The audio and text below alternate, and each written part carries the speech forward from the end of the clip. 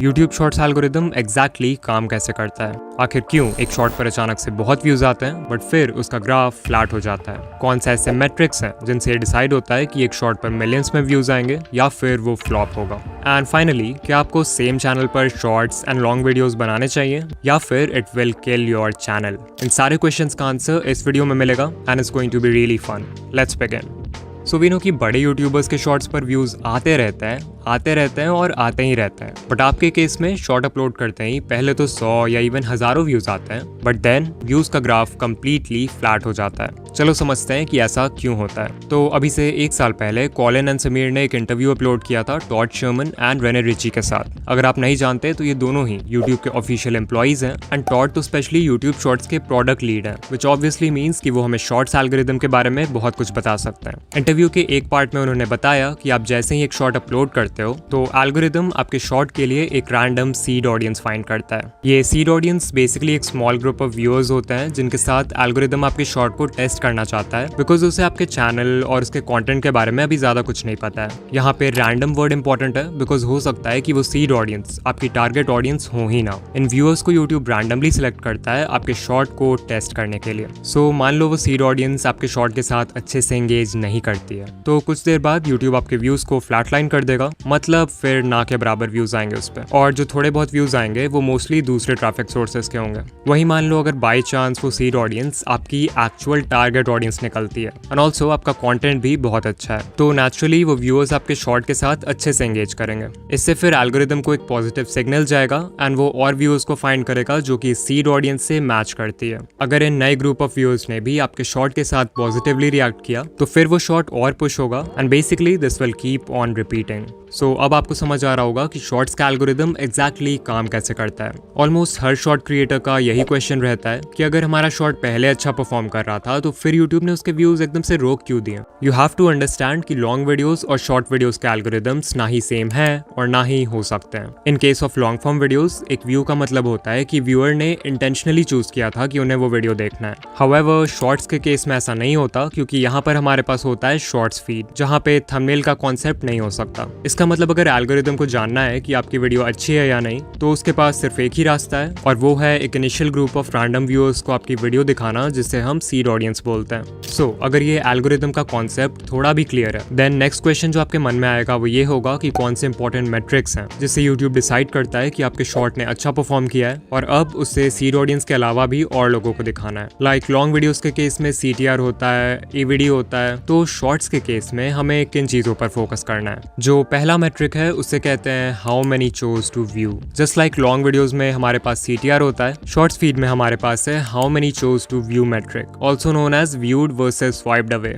ये आपको बताएगा कि कितने परसेंटेज ऑफ व्यूअर्स आपके शॉर्ट को देखने के लिए रुके और कितनों ने देखने से पहले ही उसे स्वाइप कर दिया। जितने परसेंटेज ऑफ व्यूअर्स शॉर्ट देखने के लिए रुकेंगे, ऑफ कोर्स सिर्फ उनके ही व्यूज काउंट होंगे। यहाँ पर शायद आपके मन में ये भी क्वेश्चन आए कि एक व्यूअर को शॉर्ट कितने सेकंड्स तक देखना होगा जिससे एक व्यू काउंट हो। तो ये क्वेश्चन कॉलिन ने भी इंटरव्यू में पूछा था, जिसके रिप्लाई में टॉड ने कहा कि यूट्यूब ने आज तक पब्लिकली कभी नहीं बताया है कि what counts as a view. So वो एग्जैक्टली तो नहीं बता सकते, बट हाँ, जो एल्गोरिदम है वो इंटेंशनैलिटी मेजर करने की कोशिश करता है। यानी कि अगर उसे लगता है कि व्यूअर इंटेंशनली रुका है वीडियो देखने के लिए, तभी जाकर वो उस व्यू को रजिस्टर करेगा, अदरवाइज डिस्कार्ड कर देगा। फिर नेक्स्ट क्वेश्चन है कि ये viewed versus swiped away percentage कितना होना चाहिए। तो आप लोग पैडी गैलोवे को जानते होंगे, he is a YouTube strategist and ये बहुत सारे बड़े क्रिएटर्स के साथ काम कर चुके हैं, इंक्लूडिंग मिस्टर बीस्ट। तो पिछले साल पैडी और उनकी टीम ने एक स्टडी कंडक्ट किया था, जहां उन्होंने 5000 से ज्यादा शॉर्ट्स को स्टडी किया across 33 YouTube channels in different niches. According to his study, shorts जिनका व्यूड परसेंटेज 60% और उससे कम था, उन शॉर्ट्स ने उतना अच्छा परफॉर्म नहीं किया। जो बेस्ट परफॉर्मिंग शॉर्ट्स थे, जो बहुत वायरल हुए, उनका व्यूड परसेंटेज ऑन एवरेज 70 से 90% के बीच में था।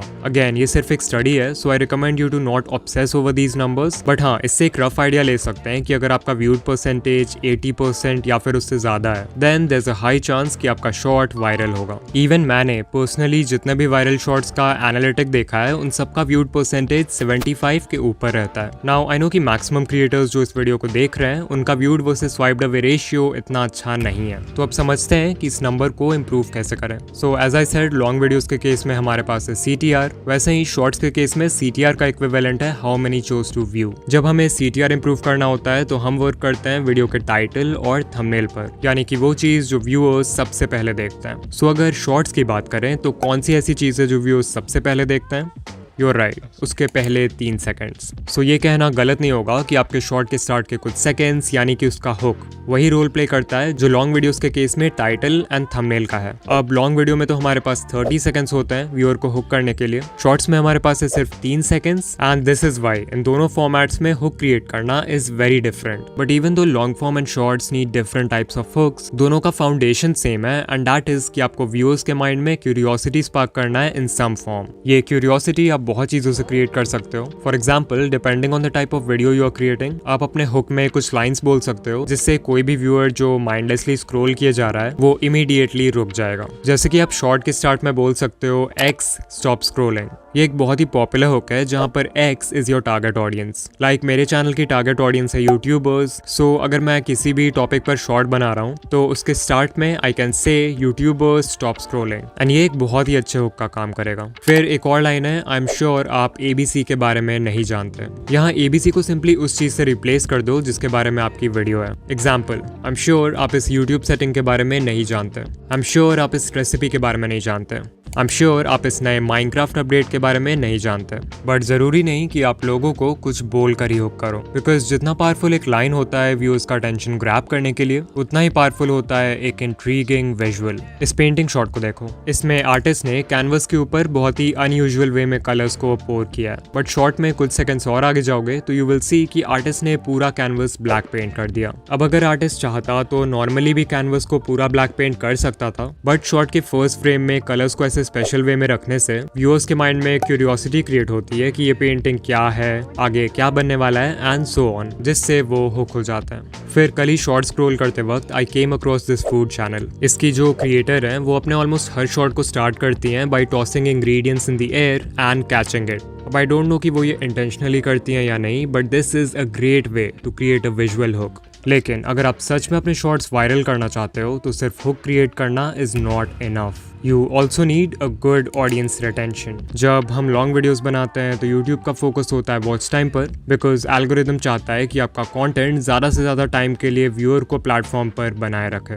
दैट्स वाई अगर कोई वीडियो मान लो 1 घंटे की है और एक एवरेज व्यूअर उसे सिर्फ 15 मिनट्स के लिए देख रहा है, तो भले ही उसका रिटेंशन बुरा है, एल्गोरिदम उस वीडियो को बहुत प्रमोट करेगा बिकॉज वो व्यूअर्स को 15 मिनट्स के लिए यूट्यूब पर बनाए रखता है। लेकिन शॉर्ट्स के केस में इट्स डिफरेंट। यहाँ पर यूट्यूब को AVD से उतना मतलब नहीं है। Instead the algorithm looks at audience retention. यहाँ पर अगर ऑडियंस रिटेंशन 25% है तो काम नहीं चलने वाला। जो बेस्ट परफॉर्मिंग शॉर्ट्स होते हैं उनका रिटेंशन 90-100% के बिल्कुल क्लोज होता है, या फिर उससे भी ज्यादा होता है अगर व्यूअर्स शॉर्ट को दोबारा देखते हैं। लेकिन ऐसा भी नहीं है कि शॉर्ट्स एल्गोरिदम को AVD से बिल्कुल ही फर्क नहीं पड़ता। पैडी गैलोवे की स्टडी के अकॉर्डिंग जिन शॉर्ट्स का AVD ज्यादा था उन्होंने ज्यादा अच्छा परफॉर्म किया as compared to others with lower AVD। तो इस बात को याद रखना अगर आप सोच रहे हो कि 5 सेकंड्स के शॉर्ट्स बनाकर 100% रिटेंशन ले आओगे और वायरल हो जाओगे। आई एम श्योर इतना सब कुछ सुनने के बाद आप कंफ्यूज हो गए हो कि शॉर्ट्स के लिए बेस्ट लेंथ क्या है। क्या हमें 10 से 15 सेकंड्स के छोटे शॉर्ट्स बनाने चाहिए जिस पर आराम से अच्छा रिटेंशन आ जाए, या फिर पैडी के स्टडी के अकॉर्डिंग लंबे शॉर्ट्स बनाने चाहिए? तो इसका आंसर मैं भी वही दूंगा जो यूट्यूब के एम्प्लॉयज ने दिया, एंड दैट इज कि आप उस लेंथ का शॉर्ट बनाओ जो आपकी स्टोरी से अलाइन करे। कुछ नीशेस ऐसे होंगे जहां पर क्विक इंस्टेंटली रिवॉर्डिंग शॉर्ट्स काम करते हैं, वहीं बाकी नीशेस में आप स्टोरी टेलिंग का यूज करके एक नैरेटिव आर्क बिल्ड कर सकते हो जहां बिगनिंग, मिडिल, एंड हो और ज्यादा लंबे शॉर्ट्स बना सकते हो। सो या यूट्यूब शॉर्ट्स के लिए बेस्ट लेंथ वो है in which you can perfectly deliver your content.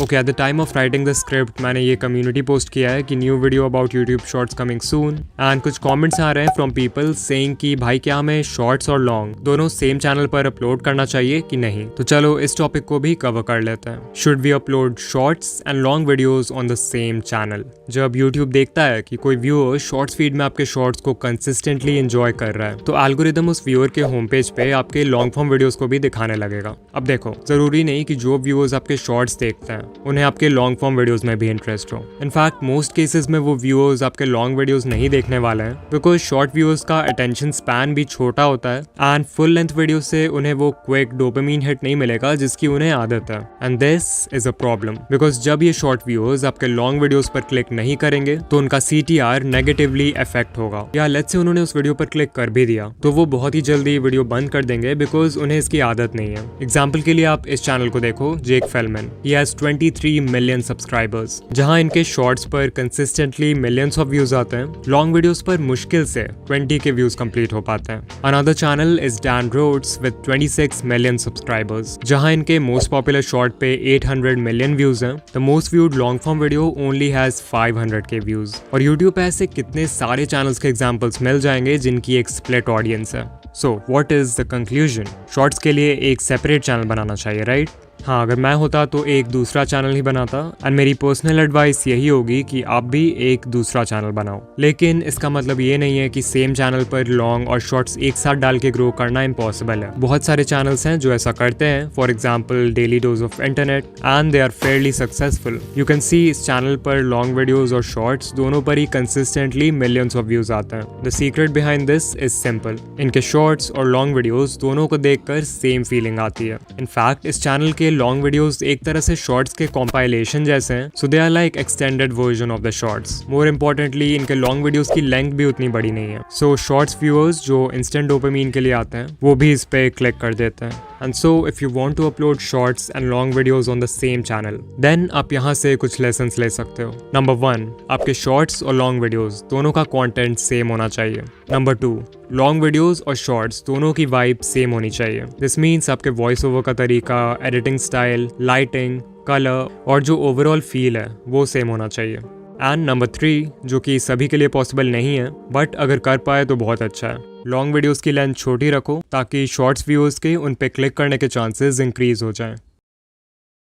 Alright, सो आज हमने जाना कि शॉर्ट्स एल्गोरिदम एग्जैक्टली काम कैसे करता है एंड किस बेसिस पे एक शॉर्ट वायरल होता है। अब अगर आप जानना चाहते हो कि कैसे स्टेप बाय स्टेप एक वायरल शॉर्ट बनाते हैं, देन कमेंट कर देना पार्ट 2 एंड मैं ये वीडियो भी जल्दी ही बना दूंगा। एंड या मैं आपसे किसी और वीडियो में मिलूंगा। बाय।